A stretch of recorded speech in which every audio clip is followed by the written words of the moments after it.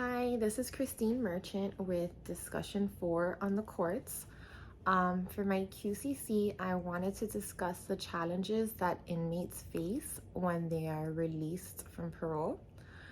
But first, I wanted to talk about what the difference is between probation and parole, because they're two common but very confused sentences. When an individual breaks the law, there are many consequences they can face. Probation is a sentence handed down by a judge that acts as an alternative to jail time.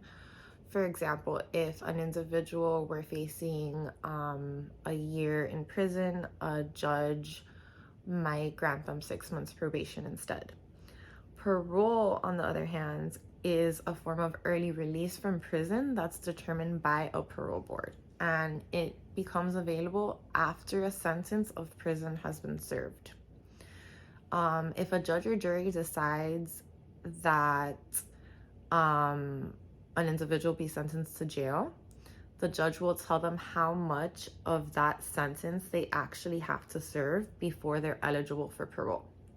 And then once they've reached this date, they will fill out an application and they'll be assigned a date for a parole hearing. At this hearing, they'll have a chance to explain what they've done to rehabilitate themselves. And if they are no longer determined a threat to society, the parole board will release them from prison early.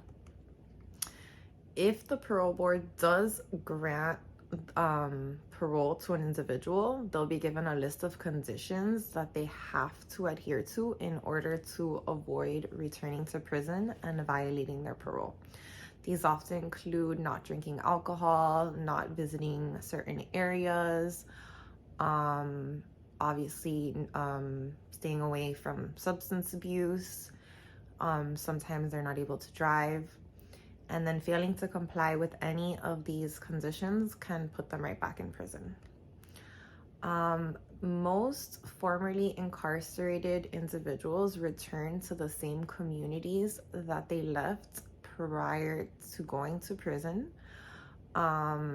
which includes poverty, addiction, and they have a lot of trouble finding employment as they have to list their criminal history on their job applications. And today, over 90% of employers do background checks and screen for criminal history. Finding safe and affordable housing is also a major problem for these individuals, as many landlords also use these background checks, and most will not rent to formerly incarcerated individuals. Due to this, an estimated 1 in 5 of these individuals will become homeless. Additionally, they lose their right to vote. They have little access to education, and they are usually not eligible for public benefits, such as public housing. They typically are not eligible for student loans.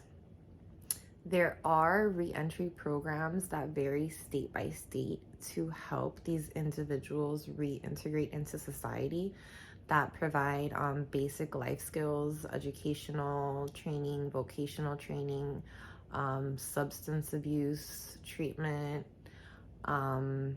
just to name a few. And these vocational and work release programs allow these inmates to learn new skills while developing a work ethic necessary to hopefully succeed in the workforce. Thank you so much.